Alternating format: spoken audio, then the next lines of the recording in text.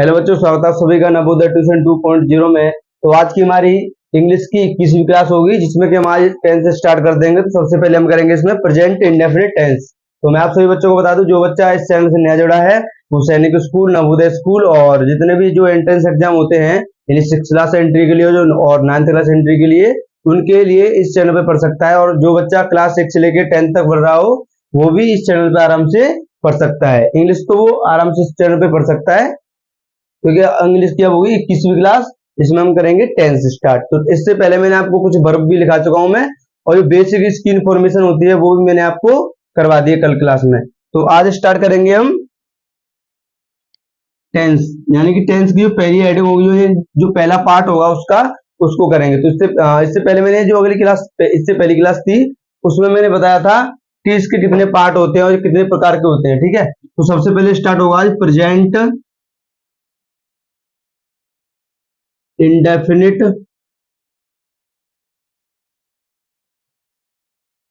Tense.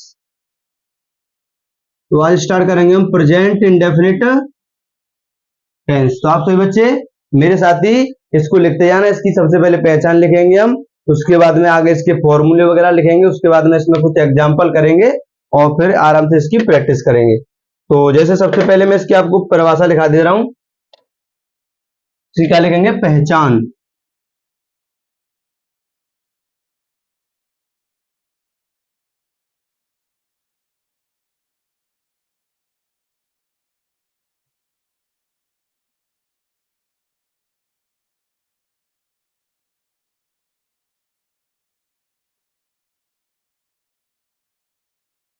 इसकी क्या लिखेंगे? सबसे पहले पहचान।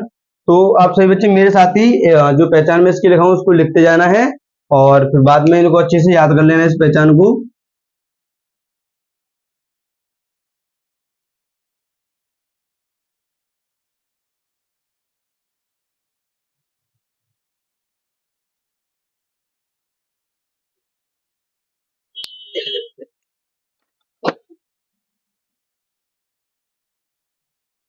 तो मैं भी बोल रहा हूँ, इसको आप सभी लिख लो जब तक इंक डाल दूं मार्कर में। तो आप सभी लिखो, जिन हिंदी वाक्यों के अंत में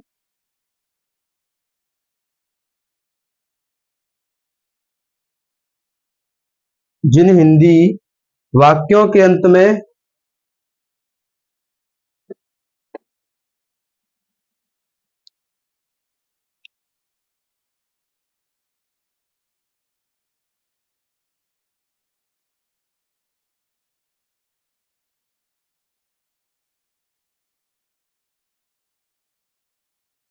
ता है, ती है, ते हैं और ता हूं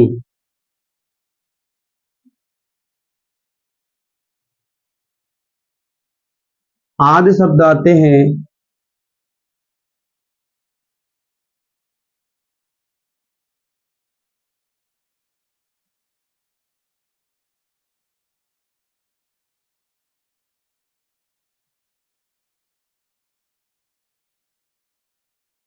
प्रेजेंट इंडेफिनिट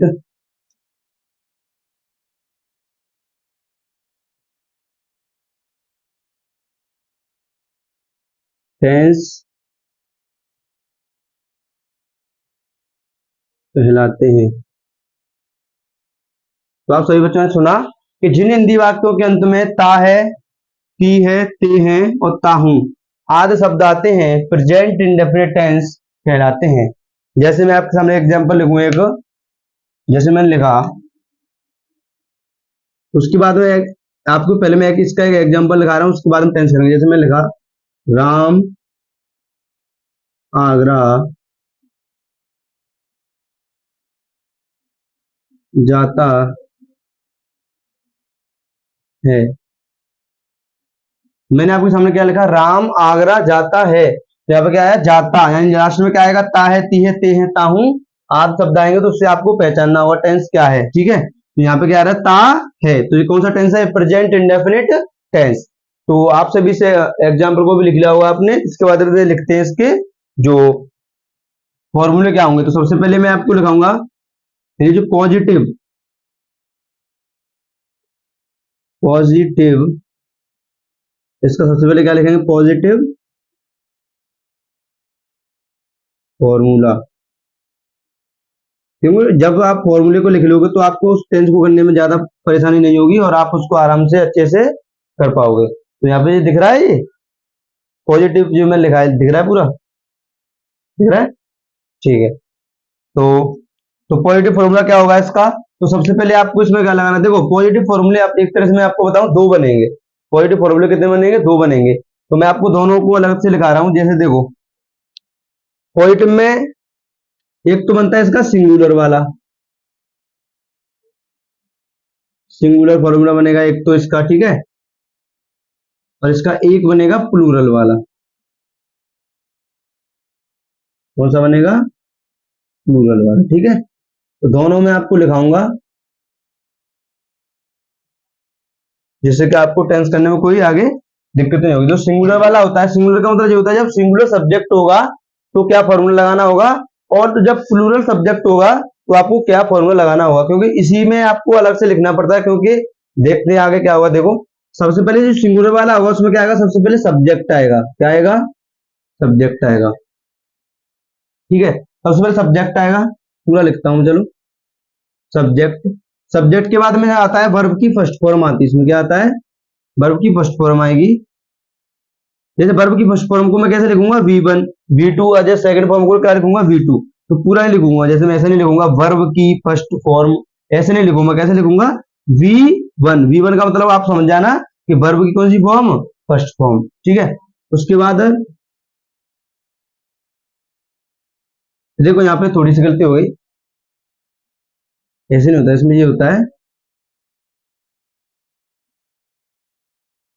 वर्ब की फर्स्ट फॉर्म में एस या ई एस आता है, ये वाली लाइन रह गई थी यहाँ पे। तो वर्ब की फर्स्ट फॉर्म होगी उसमें क्या आएगा, उसमें एस या ई एस लगाना होता है। उसके बाद में इसमें क्या आएगा,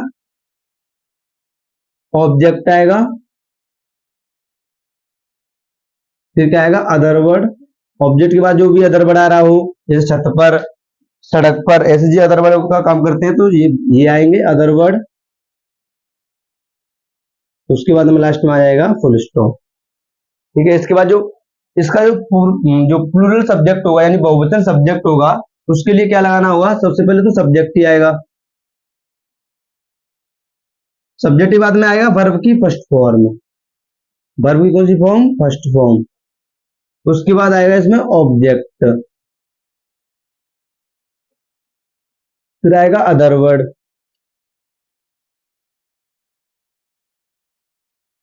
फिर लास्ट में आएगा इसमें फुल स्टॉप।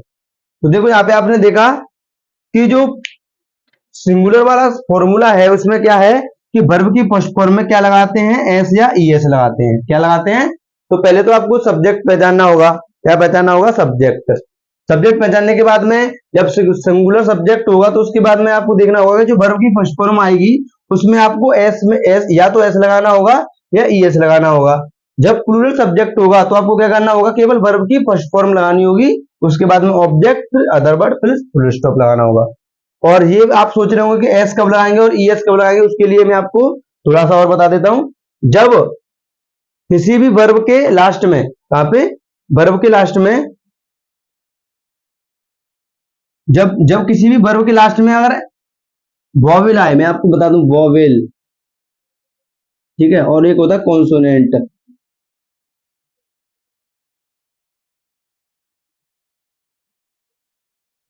ठीक है। दिख रहा नीचे, दिख रहा है वॉवेल और कॉन्सोनेंट, देख के बताओ, कॉन्सोनेंट दिख रहा,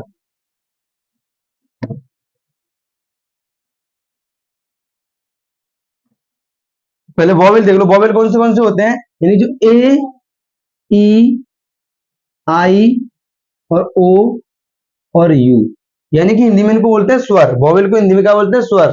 स्वर से हिंदी में कौन से होते हैं, छोटे, यानी जो छोटा आ होता है, यानी कि अ से लेकर कहां तक होते हैं, बड़ी अंक तक होते हैं। और इसमें यहाँ पे कहां तक होते हैं, ये ए ई आई ओ यू। जब भी किसी भी, यानी जब सिंगुलर सब्जेक्ट हो, जब की बात हो रही है ये, जब सिंगुलर सब्जेक्ट होगा और वर्ब के लास्ट में इन शब्दों में से कोई भी शब्द आए, इन शब्दों में से कोई भी शब्द आए तो आपको क्या लगाना होगा, हमेशा ईएस लगाना होगा। क्या लगाना होगा, ईएस लगाना होगा, ठीक है।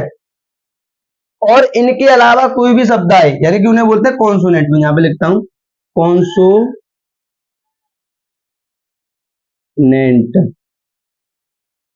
ठीक है। जब भी कॉन्सोनेंट क्या होते हैं, कॉन्सोनेंट होते हैं यानी कि ए ई आई ओ, यानी कि जो ए ई आई ओ यू, इनको छोड़ के जितने भी होंगे, मैं ऐसे लिख देता हूं ए, चलिए यहां से ऐसे लिखता हूं मैं। तो सबसे पहले क्या आएगा, बी आएगा, सी, डी, डॉट डॉट डॉट, और क्या रहेगा इसमें, मान लो एक्स, वाई और जेड, ठीक है। ऐसे इसमें जो बीच में और भी आएंगे कुछ, बस इनको छोड़ के जितने भी आएंगे उसमें, तो वो उनके साथ आपको क्या लगाना होगा, केवल एस, उनके साथ आपको एस लगाना है। और ये शब्द आएंगे तो इनके साथ क्या लगाना है, ई एस लगाना है, ठीक है। तो आप सभी बच्चे इसको लिख लो।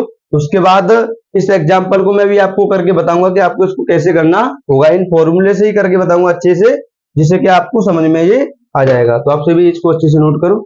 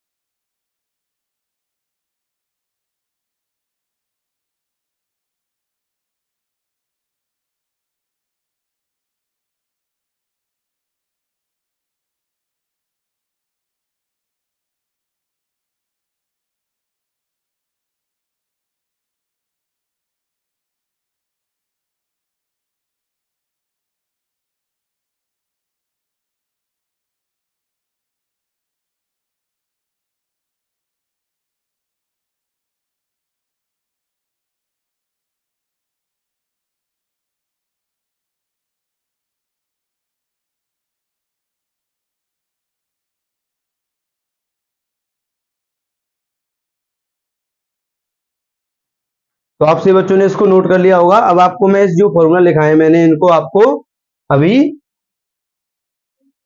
करके दिखाऊंगा कि इन फॉर्मूलों का आपको कैसे यूज करना है। तो देखो, सबसे पहले मैंने आपके सामने एक टेंस लिखा है कि राम आगरा जाता है। तो अब सबसे पहले तो आपको टेंस को पहचानना है, कि जब आप टेंस को पहचान लोगे तो आप उस टेंस को आराम से कर पाओगे। क्योंकि जितने भी टेंस होते हैं वो, यानी कि जो पहचानने के बाद में ही आप कर पाओगे। जब टेंस को पहचान नहीं पाओगे तो आप उसको गलत करोगे। तो आपने पहचाना ता है आ रहा है, और ता है किस में आता है, प्रेजेंट इंडेफिनिट में। तो इसको कैसे करेंगे, सबसे पहले इसमें क्या आ रहा है, सब्जेक्ट। तो सब्जेक्ट सबसे पहले आपको क्या लगाना होगा, सिंगुलर। देखो, सबसे पहले सब्जेक्ट को पहचानना है। अब आप पहचानोगे राम क्या है, राम एक लड़का है। तो राम एक ही के बारे में बात हो रही है, तो यहाँ पे क्या होगा, राम सिंगुलर होगा। कैसा होगा, सिंगुलर। अब सिंगुलर राम हो गया, तो उसके बाद में आपको इसमें सिंगुलर वाला जो फॉर्मूला लगाना है। कौन सा फॉर्मूला लगाना है इसमें, आपको सिंगुलर फॉर्मूला लगाना है। तो सबसे पहले क्या आएगा, राम। क्या आएगा सबसे पहले इसमें, राम। राम आ गया। उसके बाद में क्या आएगा इसमें, राम के बाद में आपको मैंने बताया था वर्ब की फर्स्ट फॉर्म में एस या ई एस। तो पहले तो वर्ब की फर्स्ट फॉर्म देखो, और वर्ब क्या है यहाँ पे, जाना। यहाँ पे आपको दिख रहा जाता, जाता कोई वर्ब नहीं होती है। अब यहाँ पे आपको इसमें से जो इसके मेन वर्ब होगी, यानी कि जो मेन होगा, यानी कि इसका जो मीन्स होगा असली वाला, वही निकालना होगा। तो यहाँ पे आ रहा है जाता, तो जाता तो होगा नहीं, क्या होगा, जाना। क्या होता है, जो बेसिक होता है इसका, क्या होता है, जाना। आपको जा से पहचानना होगा कि किसके बारे में बात हो रहा है। लेकिन राम आगरा जाता है, यानी जाने की बात हो रही है। तो जाने की स्पेलिंग में आपको लगा चुका हूं, गो। यानी गो मिस क्या होता है, जाना।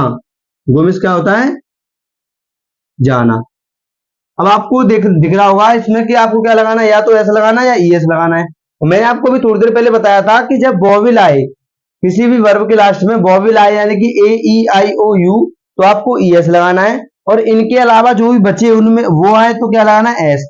तो आप देखो लास्ट में जो वर्ब है, उसके वर्ब में लास्ट में क्या आ रहा है, ओ आ रहा है। क्या आ रहा है, ओ। अब ओ आ रहा है तो आपको क्या लगाना होगा, ई एस। ओ आ रहा तो क्या लगाना होगा, ई एस। तो बहुत से बच्चों को ये, जब ट्यूशन में बहुत से टीचर देते हैं, यानी इस सेंटेंस को करने के लिए देते ही रहते हैं, यानी जो राइटिंग के लिए देते हैं कि Ram goes to Agra, Ram goes to Agra. तो अब आप इसको अच्छे से समझ गए होंगे कि यहाँ पे जो ईएस क्यों आता है, ठीक है। क्योंकि वर्ब तो गो होती है, आपको पता पड़ेगा कि ईएस क्यों आता है। ईएस इसलिए आया क्योंकि जो क्या होता है वॉवेल होता है, और राम कैसा यहाँ पे सिंगुलर है, इसलिए यहाँ पे क्या आएगा ईएस। उसके बाद में जब आने जाने की बात हो तो आपको हमेशा एक बात याद रखनी है कि बीच में आपको टू लगाना है।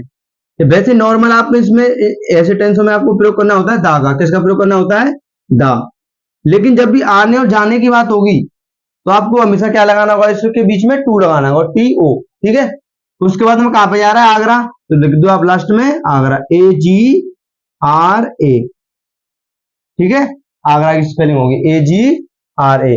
अब आप कुछ सोच रहे होंगे कि यहाँ पे ए क्यों नहीं लगाया, तो आगरा की स्पेलिंग ऐसी लिखी जाती है, आपको ऐसे इसको लिखना है, और लास्ट में मैंने क्या लगा दिया? Full stop. ठीक है। तो ये टेंस कैसे बनेगा? Ram goes to Agra. कैसे बनेगा? Ram goes to Agra. तो आप सभी बच्चे इसको अच्छे से लिख लो। उसके बाद में मैं आपको एक एग्जांपल और करके दिखा रहा हूं अभी, जिससे कि आपको जो प्लूरल वाला फॉर्मूला मैंने लिखाया है वो अच्छे से याद हो जाएगा। तो जैसे इसका एग्जांपल मैं यहां पे लिखता हूं, जैसे एक और एग्जांपल, जैसे मैं लिखा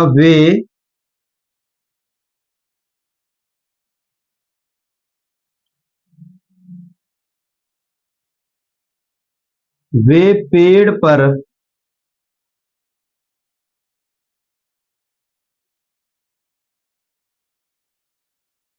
चढ़ते हैं। मैंने लिखा वे पेड़ पर चढ़ते हैं। मैंने क्या लिखा?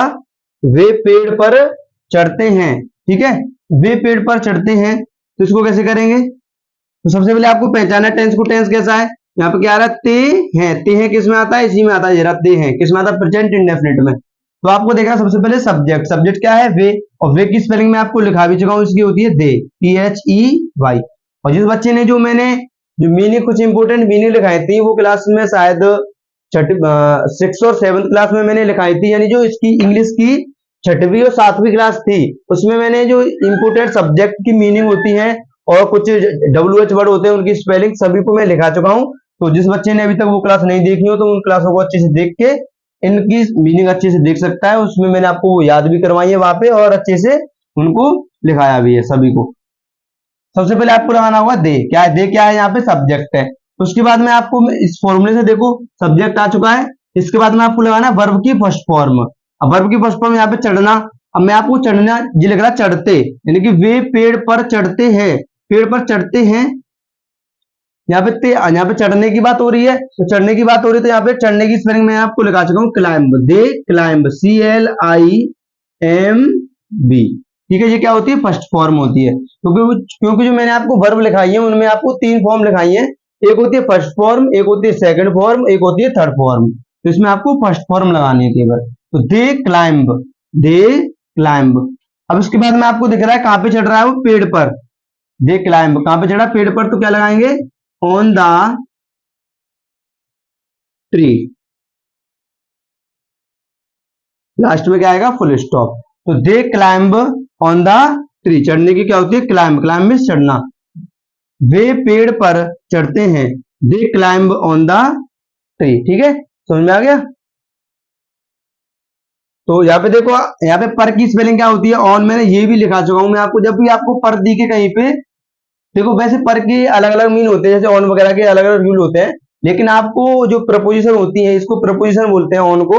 तो आपको ज्यादा डिटेल में जाने की आवश्यकता नहीं है, क्योंकि आप अभी से ज्यादा डिटेल में जाओगे तो आपको समझ में नहीं आ पाएगा। इसलिए जब भी आपको पर दिखे तो आपको ऑन लगाना है, और कहीं पे आपको से दिखे से, तो वहां पे आपको उसकी स्पेलिंग लिखनी है फ्रॉम, FROM। और कहीं पे मैं दिखे मैं, नहीं सब्जेक्ट के रूप में देखो, सब्जेक्ट वाला मैं होता है ये वाला, ये होता है ये वाला मैं। ठीक है, इसकी तो होती है आई, और ये होता है मैं, यानी कि जैसे कि मैं खेत में दौड़ता हूं, तो उसके लिए यहाँ पे क्या आता है? ये वाला मैं आता है। इसके लिए यहाँ पे लिखते हैं आप इन। ठीक है, तो आपको ऐसे इसमें लिखना होगा। तो यहाँ पे मैंने आपको बताया they climb on the tree, वे पेड़ पर चढ़ते हैं। ठीक है, तो मुझे लगता है कि आपको ये भी समझ में आ गया होगा अच्छे से। इसके बाद में आपको मैं एक करने के लिए और सेंटेंस दे रहा हूं, तो ये सेंटेंस आप सभी बच्चों को करना है अभी। इसके बाद में हम कल स्टार्ट करेंगे इसमें अपने नेगेटिव सेंटेंस जो होंगे उनको।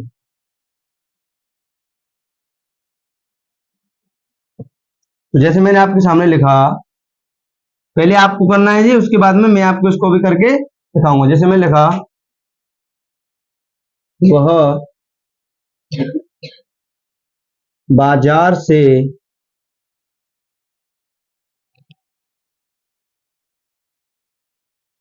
वह बाजार से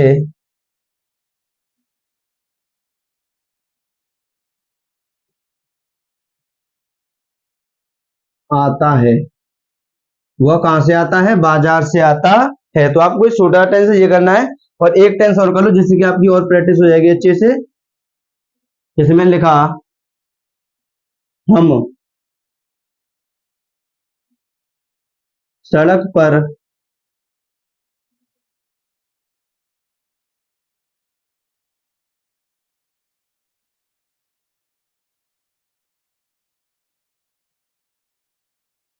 दौड़ते हैं।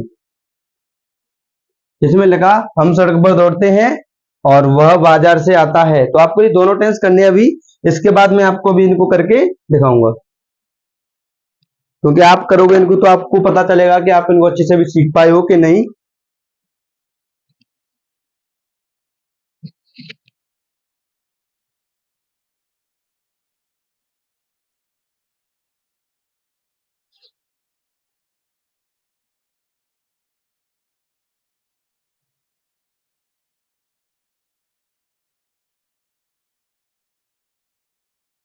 तो देखते हैं इनको कैसे करेंगे।